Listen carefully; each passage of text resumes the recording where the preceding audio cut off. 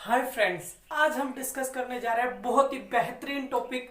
और एक बार फिर हम हमारे मॉडर्न हिस्ट्री के टॉपिक्स पर आ गए हैं। मॉडर्न हिस्ट्री की सभी वीडियो आपको प्लेलिस्ट में मिलेंगी और आज हम देखेंगे एक बेहतरीन टॉपिक जो नाम में ही खतरनाक है, रिंग फेंस पॉलिसी।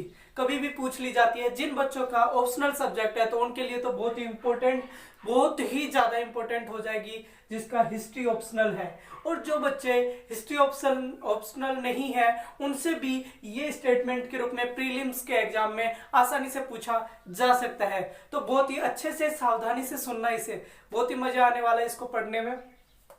ये क्या है ना कि ब्रिटिश के दिमाग की उपज है भाई, खतरनाक दिमाग था ब्रिटिश का। आज ये बात तो आप जानते हो, आज देख लो, पहले से देख लो, अभी देख लो।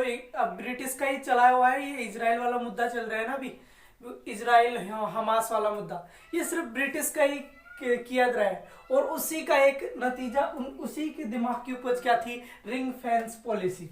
तो रिंग फेंस पॉलिसी ये थी क्या, इसका नाम देखो, रिंग फेंस पॉलिसी। ऐसा क्या था इसके अंदर, कैसी कोई रिंग थी क्या, ये सब बात अब डिस्कस करेंगे। देखो इसके अंदर होता क्या था भाई, एक कंसेप्ट है। अगर कंसेप्ट पकड़ लिया ना आपने तो जिंदगी में कभी भी किसी चीज का मतलब मात नहीं खाओगे। और वो कंसेप्ट ध्यान रखना, कंसेप्ट यहां पर समझाने जा रहा हूं, कुछ नहीं करना। इसका मेन एम क्या था पता है, इसका एम क्या था, इसका पर्पस क्या था। इसका एम सिर्फ एक ही था कि जो avoiding boundaries, avoiding boundaries between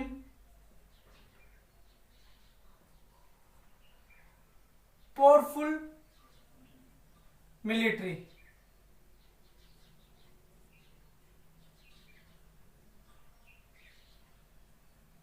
अब देखो, अंग्रेज स्टार्टिंग में अपने देश के अंदर आए थे तो हमें पता है सिर्फ वो किसके लिए आए थे, ट्रेड के लिए आए थे।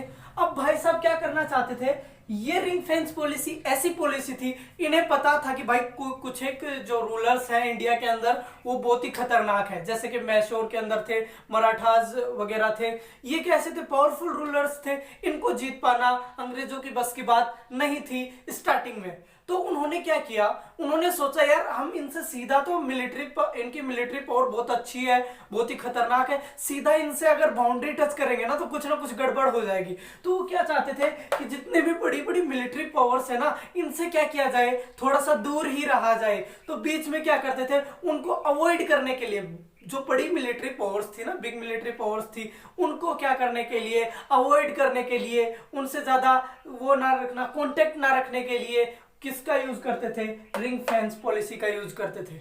एम समझ में आया, avoiding boundaries between the powerful militaries. Military जिसकी पावरफुल होती थी, उस स्टेट्स या उस रूलर से क्या करना चाहते थे, ये उसको अवॉइड करना चाहते थे, उस बाउंड्री को क्या करना चाहते थे, अवॉइड करना चाहते थे। कौन, ब्रिटिश।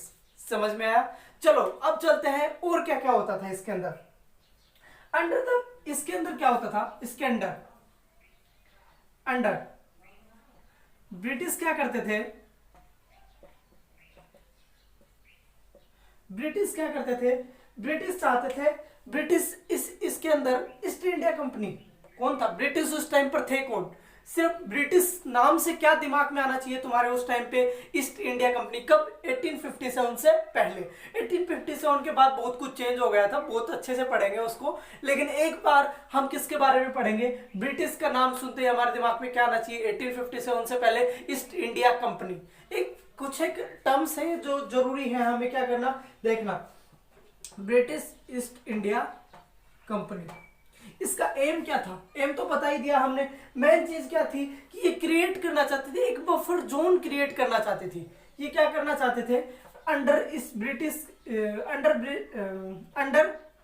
रिंग फेंस पॉलिसी, इसके अंडर में क्या करना चाहते थे, ब्रिटिश ईस्ट इंडिया कंपनी थी ना, वो एक बफर जोन बनाना चाहती थी। बफर जोन क्रिएट करना चाहती थी। अब ये बफर जोन क्रिएट क्या होता है, बफर जोन, सर हमें क्या पता बफर जोन क्या होता है, तो यही तो समझाना है यार, यही तो मेन इंपॉर्टेंट इसकी की है। पूरे रिंग फेंस पॉलिसी की सबसे बड़ी की क्या है, बफर जोन। और बफर जोन जिसने समझ लिया ना, उसका ये खतरनाक टॉपिक तैयार हो जाएगा, बहुत ही शानदार टॉपिक, जानदार टॉपिक। आप अपने जो होता है ना मेंस के अंदर, जीएस के अंदर भी पूछा जा सकता है, या फिर जीएस के अंदर आप इसे क्या कर सकते हो, इंक्लूड कर सकते हो। जब भी कभी ब्रिटिश ईस्ट इंडिया कंपनी से क्वेश्चन आए तो वो क्या करती थी, वो क्या क्या प्लान बनाती थी ब्रिटिश ईस्ट इंडिया कंपनी, उसमें एक बेहतरीन पॉइंट मिलेगा आपको, रिंग फेंस पॉलिसी। मजा आ जाएगा एग्जामिनर को भी पढ़ते हुए। और आपको अगर इसके बारे में जानकारी है तो बहुत अच्छी बात है, नहीं है तो आज बहुत ही अच्छे से समझेंगे अपन अपने हिस्ट्री के इस लेक्चर में। तो बफर जोन ये क्या करना चाहते थे, इस रिंग पॉलिसी के अंडर में ब्रिटिश ईस्ट इंडिया कंपनी एक बफर जोन रखना चाहती थी। तो बफर जोन क्या है, तो आओ उसको भी देख लेते हैं। अब मेन चीज क्या थी बफर जोन, अभी आप याद रखो, एक सेकंड बाद हम एक दो पॉइंट के बाद दोबारा इसको बफर जोन को डिस्कस करेंगे। तो उसके अंदर देखते हैं बफर जोन होता क्या, क्या ना कि उसके लिए कंसेप्ट है वो पूरा का पूरा, तो थोड़ा सा बोर्ड की जरूरत पड़ेगी। तो इसलिए अपन क्या करते हैं, एक बार देख लो आप, बफर जोन क्रिएट करने के लिए होता है, ठीक है। तीसरा इसके अंदर मेन पॉइंट था कि जो नेबरिंग कंट्रीज होती है ना, नेबरिंग कंट्रीज होती है, नेबरिंग कंट्रीज या नेबरिंग जो पावर्स होती थी, उनसे क्या करने के लिए, उनको अवॉइड करने के लिए, जो खतरनाक पावर्स होती थी ना, उनको अवॉइड करने के लिए रिंग फेंस पॉलिसी का क्या किया जाता था, इस्तेमाल किया जाता था। भाई ब्रिटिश इतना दिमाग वाले इंसान थे ना, किसने किया, कब किया, सब देखेंगे अभी थोड़ी ही देर के अंदर। तो ये चीज समझ में आई। अब आगे देखते हैं, बफर जोन जो था ना, वो एक्शन मिलिट्री असिस्टेंस को क्या करना था, नेबरिंग की मिलिट्री असेंस को क्या करना था, अपने को उनसे थोड़ा सा छुटकारा चाहिए था। ये मेन कारण था किसका, रिंग फेंस पॉलिसी का। आ जाओ, तो भाई ये क्या होता है ब्रिटिश रिंग फेंस पॉलिसी में, इसको आपको रफ कर दूं, रफ करने के लिए डस्टर किधर गया यार, तो इसको रफ करना पड़ेगा मेरे को लग रहा है अभी, तो चलो रफ कर लेते हैं इसको।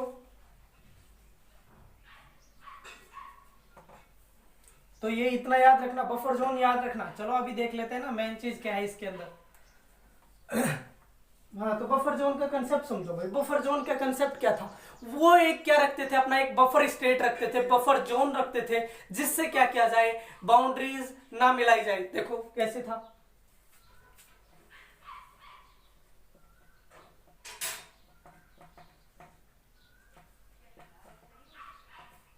बफर स्टेट, यहां वो क्या रखते थे, बफर स्टेट। बफर स्टेट क्या था, ये तो हो गए ब्रिटिश ईस्ट इंडिया कंपनी, और ये क्या हो गया, मान लीजिए आप अफगान पावर। अब हमें पता है कि अफगानों के पास क्या थी उस टाइम पे, खतरनाक पावर थी, जिससे लड़ना मुश्किल ही नहीं, नामुमकिन था। किन के लिए, अंग्रेजों के लिए। नामुमकिन तो नहीं कह सकते, लेकिन बहुत ही खतरनाक पावर थी। कौन, अफगान। अब अफगान थोड़ी ना चाहिए था अंग्रेजों को, क्यों लेना था अंग्रेजों को, अफगान से क्या लेना देना। अगर अफगान आ गए अंग्रेजों के साथ, क्या करेंगे, लड़ाई वगैरह करेंगे, क्या फायदा भाई, दोनों का ही नुकसान होगा ना। तो वो क्या चाहते थे कि कम से कम अफगानिस्तान, जिसको अफगानिस्तान वही वाला सीजन है, वही है, तो ये अफगानिस्तान को क्या करना चाहते थे, जो अफगान थे उनको क्या करना चाहते, सॉरी अफगानिस्तान के नाम अफगानों को क्या करना चाहते थे, तो उनसे थोड़ा दूर रहना चाहते थे, थोड़ा सा क्या रखना चाहते थे, गैप रखना चाहते थे। और उस गैप, क्योंकि इनकी मिलिट्री पावर बहुत खतरनाक थी उस टाइम पे, और इधर कौन है, ब्रिटिश ईस्ट इंडिया कंपनी, तो ये बीच में किसी को क्या बनाते थे, एक मोहरा बनाते थे, अपना एक मोहरा बनाते थे, जिससे क्या किया जाए, इनसे दूर रहा जाए। जैसे कि यहाँ पर अब मोहरा किसको बनाया उन्होंने, अवध को। किसको बनाया, अवध को। अवध बीच में आ जाता था, इधर अफगान आ जाते थे, और इधर बंगाल। बंगाल के अंदर कौन कौन राज कर रहे थे उस टाइम पे, पता है ना। बंगाल के अंदर तो सबसे पहले इन्होंने लगाया था, सिराजुद्दौला दौला वाला लड़ाई भी हुई थी, बैटल ऑफ प्लासी, सब पढ़ेंगे अपन, टेंशन मत लो। तो यहाँ पर क्या था, British East India Company Bengal के अंदर थी, और यहाँ पर क्या थे, अफगान थे। तो बीच में क्या पड़ता था, अवध। तो उन्होंने अवध को क्या बना दिया, बफर स्टेट। यही थी रिंग फेंस पॉलिसी, यही थी रिंग फेंस पॉलिसी। वो क्या करते थे, एक बफर स्टेट क्रिएट करते थे, बफर जोन क्रिएट करते थे, एक एरिया क्रिएट करते थे, जिसके कारण क्या हो कि जो खतरनाक मिलिट्री पावर्स हैं उनसे क्या किया जाए, थोड़ा सा डिस्टेंस बना के रखा जाए। जैसे कि अफगानों से डिस्टेंस बना के रखी किन्होंने, ब्रिटिश ईस्ट इंडिया कंपनी ने, जो कि बंगाल के अंदर थी। और बीच में कौन था, बफर स्टेट का काम कौन कर रहा था, अवध। समझ आया, बहुत ही बेहतरीन क्वेश्चन बनता है यहाँ से। ये था अपना किसका, बफर स्टेट का एक शानदार सा एग्जांपल आप समझ सकते हो जिसको अच्छे से, कि बफर स्टेट क्या होता था, बफर जोन क्या होता था, ये रिंग फेंस पॉलिसी क्या है, किसको अवॉइड करने के लिए बनाई गई थी, क्यों बनाई गई थी, अंग्रेजों के दिमाग की उपज थी। और इसमें ये सबसे बड़ी बात है कि कौन से अंग्रेज की दिमाग की उपज थी, तो ये रिफ्लेक्टेड में आई थी किसके में, वॉरेन हेस्टिंग्स। नाम तो सुना ही होगा भाई का, तगड़ी चीज थी ये भी, बहुत अच्छे अच्छे काम करके गया है भाई ये। क्या बताया अब आप इसके बारे में। तो वॉरेन हेस्टिंग्स उस टाइम पे क्या थे, जिन्होंने बफर स्टेट का एक खतरनाक वो तरकीब, मतलब इनका दिमाग पता नहीं क्या खाते थे यार, खतरनाक थे, दिमाग बहुत हाई लेवल पे चलता था। और उन्होंने एक बफर स्टेट का कंसेप्ट लाके दे दिया, रिंग फेंस पॉलिसी जिसे कहते हैं, रिंग फेंस पॉलिसी जिसे कहते हैं। बहुत ही शानदार कंसेप्ट है, यूज करना, पहले बता रहा हूं बहुत ही शानदार आंसर हो जाएगा आपका रिंग फेंस पॉलिसी के कारण। और बफर स्टेट को समझाना, मजा आ जाएगा सामने वाले एग्जामिनर को पढ़ने के लिए। और इसके बारे में कुछ इंपॉर्टेंट चीजें हैं तो मैं देख लेता हूं। तो मराठास और मैसूर के बीच में वॉरेन हेस्टिंग्स ने पहली बार, मराठास और मैसूर तो जानते हो ना, इधर मैसूर का रीजन था, मराठास थे इधर नीचे वाले साइड में, तो उनके लिए भी किसने, वॉरेन हेस्टिंग्स ने इसको क्या किया था, क्रिएट किया था। बाकी डिफेंड द नेबर से सेफगार्ड करने के लिए बफर स्टेट बनाया गया था, expense to the military assistance, बिल्कुल यही था अपना क्या, बफर स्टेट। आपको बता दूं कि पहले, किससे पहले, 1782 से पहले, 1810 से पहले कोई खतरनाक अपने पास वो नहीं था, क्या, बफर स्टेट नहीं था, ये नाम आया ही नहीं था। ये 1782 के बाद, कब, 1782, सर ये 1782 क्यों बोल रहे हो, ये बताता हूं आपको। देखो एक छोटा सा कंसेप्ट है ये भी, एक बार इसको देख लो, ये कंसेप्ट थोड़ा सा हटा रहा हूं मैं एक सेकंड के लिए, शानदार सा कंसेप्ट है। वो भी कंसेप्ट तो क्या है, थोड़ा सा दिमाग का खेल है इसके अंदर भी। सबसे पहले क्या थी, 1775 के अंदर बॉम्बे काउंसिल स्टार्ट हुई, बॉम्बे काउंसिल स्टेब्लिश हुई, कब हुई, 1775 के अंदर। कौन हुई, बॉम्बे काउंसिल 1775 के अंदर क्या हुई, स्टेब्लिशमेंट हुई। तो बॉम्बे काउंसिल के स्टेब्लिश के बाद 1782 में, 1782 तक कोई रिंग फेंस पॉलिसी नहीं आई थी, ring fence policy not prepaid, अब तक अपने क्या नहीं हुई थी, रिंग फेंस पॉलिसी प्रीपेड नहीं हुई थी। लेकिन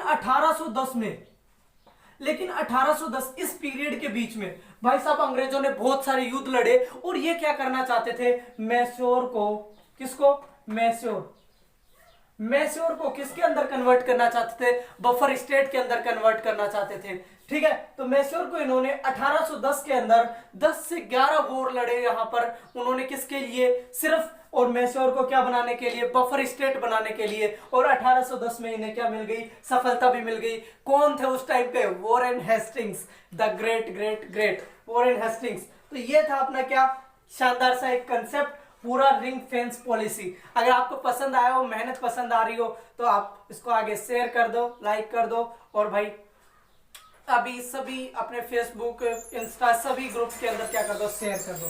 थैंक यू सो मच।